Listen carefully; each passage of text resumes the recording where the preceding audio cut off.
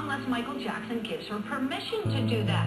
So with his permission, she does this rebuttal video, which she says was scripted, and they made her say it in a specific way. Well, if that's true, and the jury believes that, that was Michael Jackson smack in the middle of this conspiracy, if the jury believes it. So there are 28 overt acts, and if they just think he's guilty of one of them, into the courthouse today and hugging the lawyer that was thrown off his defense team shortly afterwards. Now, that looks like pretty friendly relations. Doesn't seem like anything's wrong. Then Brian, testimony a little bit.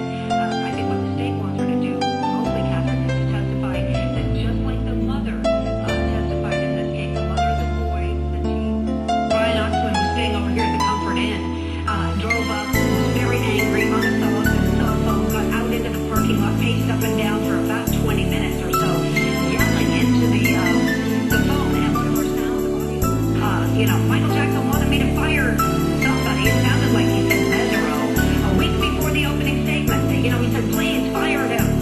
And here today, Brian Oxman himself is going to reflect his irony. Okay, one more question before I bring in the panel, getting all this information, and then we can chew on it a bit. And that is, I understand Mark Mark Chappell was standing by, he said, with a list of questions.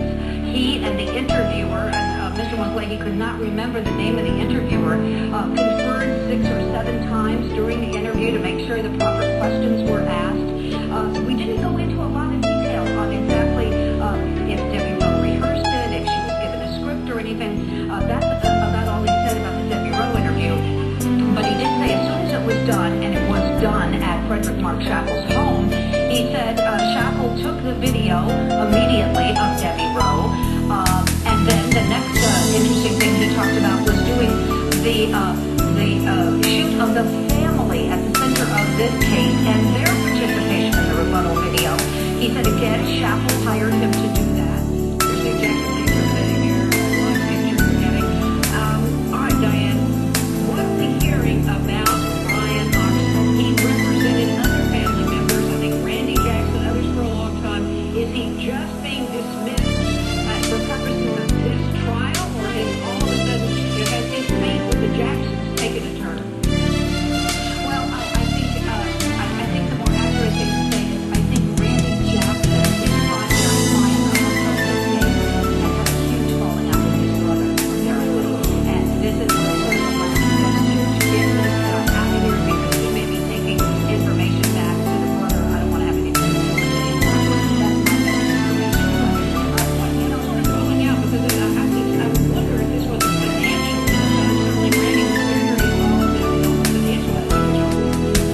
And Randy, today, even Peter went out there and said, it does look like they are losing this case big time. What if they got to lose like this Michael Jackson on? Put him on, maybe the celebrity factor will do something. By the way, this outfit Jackson's wearing today, you're seeing here, is absolutely stunning.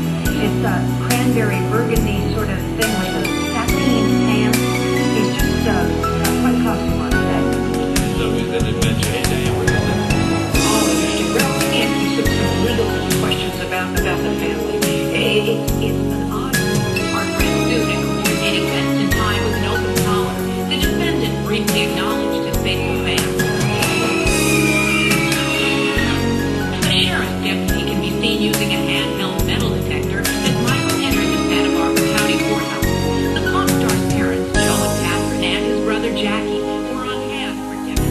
Also did some pretext phone calls for the sheriff's department, acting as a sort of information conduit for them because he knew Frederick Mark Chappell and Dieter Wiesner and Ronald Konitzer and Vinny Amen and Frank Cassio Tyson. So how many phone calls he made, I don't know. But I think he is going to be the big knock it out of the park and Bloppo witness, according to the state anyway. Michael Jackson's leaving, by the way. There's a live shot of Michael Jackson leaving. What's he wearing today? Well, it's kind of a navy blue thing, very unusual because he usually wears black. And the pants he's been wearing, I bet they're probably tailor-made because they're this sateen fabric. Really pretty and drapey, and, you know, he just looks so darn You're a bigger fan of his clothing than I am, Diane, I have to say. If I got to say, you had me at skullduggery, Diane. What a great word. Gloria, let me go to you, because there's something I think our viewers should hear. I know when the accuser's mother was on the stand, you know, everybody made fun of her. She was such a nut. She was so hysterical and long-winded, etc. But there was one little detail that I picked up on. She said that at one point, when Michael Jackson was talking to her, he changed from his usual rather high-pitched voice and spoke to her in a very deep, manly voice, and she found that intimidating. And I thought of you immediately because